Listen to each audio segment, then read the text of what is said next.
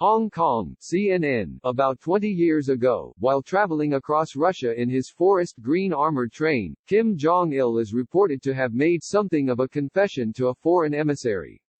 It was 2001 and the North Korean leader was touring the country for 3 weeks. Accompanying him was Konstantin Pulikovsky, a respected Russian diplomat who, as the story goes, used the rare opportunity with one of the world's most reclusive leaders to talk about family. Kim was believed to have had 7 children. His youngest son and future successor, Kim Jong-un, was in his mid-teens at the time. It wasn't until several years later that the North Korean leader's health would start failing him, and it's not clear if he had begun thinking about his legacy and how to keep the family dynasty going. So when Pulikovsky asked about the children, Kim spoke highly of his 2 daughters. His sons, however, he called idle blockheads. Michael Madden, an expert on North Korea's leadership who runs a website on the subject and is a government consultant, said he's repeated that anecdote many times over the years when asked about the Kim family. The story has been repeated in various media and academic reports several times since 2001, but CNN could not independently confirm it. Kim Jong-il loved his sons, but did not necessarily have a high opinion of what they were doing with their lives, Madden said. Kim Jong Il, right, and Konstantin Pulikovsky, who was the Russian president's representative in the Far East, are seen in the Russian city of Vladivostok on July 26, 2001. Despite that apparent assessment, Kim eventually chose his youngest son to succeed him. The grooming process began about 8 years later, in 2009, when Kim Jong-un was given a coming-out party. Kim Jong-il died of a heart attack 2 years later.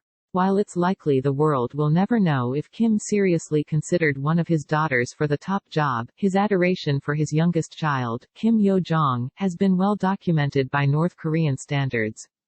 Kenji Fujimoto, the pen name of a former sushi chef for the Kim family, told The Washington Post that Kim Jong-il referred to her as Princess Yo Jong and Sweet Yo Jong. Kim Yo Jong always sat to her father's left at supper, while Kim Jong-il's wife sat to his right, Fujimoto said in a book recounting his experience in North Korea. However, Kim Jong-il may have believed that it would be a tough sell naming a woman as the next North Korean leader, especially with multiple sons available. North Korea is a notoriously patriarchal country, where women are expected to be dutiful and subordinate wives and doting mothers before all else. Defectors say misogyny, gender discrimination and sexual violence are rampant. There's a base culture of just very strong, traditional patriarchal gender norms and female disempowerment, said Sokil Park, the director of research and strategy for Liberty in North Korea, a human rights group that assists defectors. Yet Kim Yo Jong's position among the North Korean leadership is significant. Her name was among the first mentioned as a possible successor to her brother when he disappeared from public view for almost 3 weeks, only to emerge in state media Saturday with Kim Yo Jong by his side. A photo released from North Korea's official Korean Central News Agency on May 2 reportedly shows North Korean leader Kim Jong-un at an event in South Pyongan province with his sister Kim Yo Jong, left. CNN cannot independently confirm the reporting of KCNA. Kim Jong-un's mysterious absence prompted important questions about North Korea's plans for the future, especially given that he is overweight and reportedly both a heavy smoker and drinker. Experts say if anything was to happen to him before his young children are old enough to take over, Kim Yo Jong could be the safest and most likely heir. If she did succeed Kim, it would put a woman at the center of one of the most repressive regimes on the planet. Kim Yo Jong attends wreath-laying ceremony at Ho Chi Minh Mausoleum in Hanoi on March 2, 2019. Gender divide. The Korean peninsula isn't an easy place to be a woman. North Korea is hardly the bastion of equality that Kim Il-sung promised would be achieved through economic liberation. While women are an important part of the workforce, and drivers of the limited private markets inside the country, since all men have jobs assigned by the state, female defectors say they still face widespread discrimination. Furthermore, they lack the professional and social opportunities of their male counterparts. Women always have to be modest, said Nara Kong, who left North Korea in 2015 and now lives in the South. Men hold the purse strings a lot of times and men have all the social status. Sexual violence is also a major problem. It's so common that it has come to be accepted as part of ordinary life, Human Rights Watch alleged in a 2018 report. North Korea denies this, as it does all allegations of widespread abuses, which it often refers to as an imperialist, human rights racket. Women enjoy equal rights with men in all fields, diplomats from the country wrote to a United Nations panel on women's issues in 2017. Kong says the situation is better in South Korea, but it's not ideal. The country ranks at the bottom of all OECD countries in terms of the gender wage gap. Women regularly face workplace discrimination and harassment in public, including illicit filming in toilets. Jean Lee, an Associated Press reporter who opened the Wire Services Bureau in Pyongyang in 2012, said she's endured incredible sexism in both countries. My female North Korean colleagues had the same complaint as my female South Korean colleagues, that they were expected to do their jobs all day and still take care of all the cooking and cleaning at home, said Lee, who is now the director of the Hyundai Motor Korea Foundation Center for Korean History and Public Policy at the Woodrow Wilson Center in Washington, D.C. To be honest, neither Korea, North or South, is a great place to be a woman.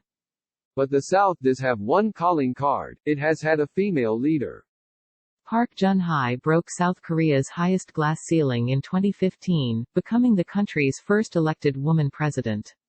Madden, the North Korean leadership expert, believes that although Park's tenure ended in scandal, she proved that a woman can be accepted as a leader in Korea, North or South. North Korea has a 70-plus-year history of women being very close to the center of power, of being influential in North Korea's decision-making processes, he said. South Korea already broke the mold on the peninsula. Kong, the defector, isn't so sure. When asked if while living in North Korea she imagined there could be a female supreme leader, Kong responded incredulously. Oh no way, she said. I can't even imagine. Can't even dream. An unbreakable bond. From the moment Kim Yo Jong set foot on South Korean soil in 2018, the cameras followed her everywhere. Her job was to represent her brother's regime at the Winter Olympics in the South Korean city of Pyeongchang, and she wasn't even the highest-ranking member of the envoy. That title belonged to Kim Yong-nam, who was at the time North Korea's ceremonial head of state. But Kim Yo Jong was the one really making history. She became the first member of North Korea's ruling family to go south of the 38th parallel since 1953, when the Korean War effectively ended. The war is still technically ongoing because the fighting parties signed a truce, not a treaty. Experts knew Kim Yo Jong was one of the Supreme Leader's top aides and confidants. As the deputy director of the Propaganda and Agitation Department of the Workers' Party, she was responsible for crafting her brother's public image and messages. But the year before the visit to South Korea, she had also joined the country's Politburo, the senior body of North Korea's ruling party, as an alternate member, adding another important title to her resume. Kim Yo Jong, Center, arrives at the Jinbu train station in Pyeongchang, South Korea on February 9, 2018. But average South Koreans knew little else about her, and the mystery bred curiosity. People were fascinated by this seemingly urbane emissary from what is often portrayed as a backwards country, representing a leader who, at the time, had not traveled abroad since taking power. As governor of the South Korean province where the Olympics was hosted, Choi Moon soon met with Kim Yo Jong. He described her as very calm and self-possessed, a woman of very few words, but who speaks precisely and directly. During her trip, Kim Yo Jong cheered on the inter-Korean hockey squad and took in the opening ceremonies alongside South Korean President Moon Jae-in and U.S. Vice President Mike Pence, who chose not to shake her hand. She was photographed watching events and performances, smiling and seeming to get along well with her hosts. The press even likened her to a North Korean Ivanka Trump. It was masterstroke in public relations by one of North Korea's top propagandists. She put a human face on a regime that, at the time, the Trump administration was trying to castigate as a pariah state and nuclear renegade. And she did it while also laying the groundwork for her brother's diplomatic push, which would see him become the first North Korean leader ever to meet face-to-face with a sitting U.S. president. The visit proved not just to be Kim Yo Jong's coming out party to the world, she showed just how good she was at a role she had spent much of her life preparing for. Dignitaries including bottom left to right, South Korea's President Moon Jae-in, Moon's wife Kim Young-suk, U.S. Vice President Mike Pence, Pence's wife Karen Pence, Japan's Prime Minister Shinzo Abe, North Korea's ceremonial head of state Kim Yong-nam, back third right, Kim Yo Jong, back second right, and German President Frank-Walter Steinmeier's wife Elke Butenbender, back right, attend the opening ceremony of the Pyeongchang 2018 Winter Olympic Games. Kim Yo Jong's exact birthday is unclear, but she's believed to be in her 30s. When she was sanctioned by the U.S. Treasury Department for the regime's human rights abuses and extreme censorship activities, it was listed as September 26, 1989. But South Korean intelligence has said she was born was in 1987. Further details on her childhood are scant. What we do know is this: like Kim Jong-un, Kim Yo Jong studied in the Swiss capital of Bern as a young child. Her aunt and uncle who helped raise them told The Washington Post in an interview. Madden said on his blog that she spent about 4 years there, until she completed the equivalent of 6th grade in the U.S. In Switzerland, the adults around Kim Yo Jong and Kim Jong-un attempted to give the children a normal life, but they all had to keep so many things secret: their real identities, their wealth, and their mother's ongoing treatment for terminal breast cancer at the time.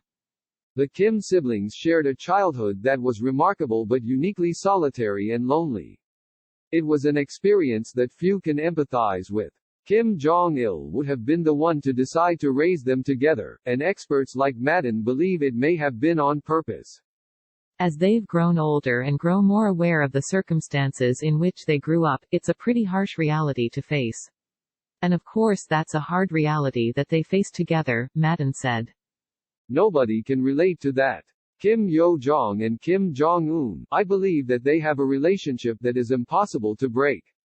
The Paektu bloodline. Given the intense secrecy surrounding the Kim family, we may never know how hard it was for Kim Yo Jong to surmount gender discrimination to rise to the top of North Korea's political hierarchy. But Kim Yo Jong is no ordinary woman. Kim Jong Il had more children than Jong-un and Yo Jong, and the siblings still have living aunts, uncles and cousins. But Madden says Yo Jong and Jong-un are the only two lionized in state media as the true heirs of Kim Il-sung's Paektu bloodline, a reference to the mythical mountain on North Korea's border with China. There's no other legitimate descendant of Kim Il-sung as far as North Korea's political culture is concerned, Madden said. If Kim Jong-il wanted her close to the levers of power, it's now clear the late North Korean leader got his wish. All of the experts CNN spoke to for this story agreed with the theory that being a woman will not hold Kim Yo Jong back. But that has more to do with her status than changing gender dynamics within North Korea. Gender, I don't think, is insurmountable, said Park of Liberty in North Korea. It would obviously be a first and it is a patriarchal system and so on, but I think that Paektu bloodline, the Kim bloodline, overrules that. Lee, the former AP bureau chief in Pyongyang, said she also believes that her heritage is more important to the Kims than gender. For years, Korea watchers have been saying that North Korea would not accept a woman, she said.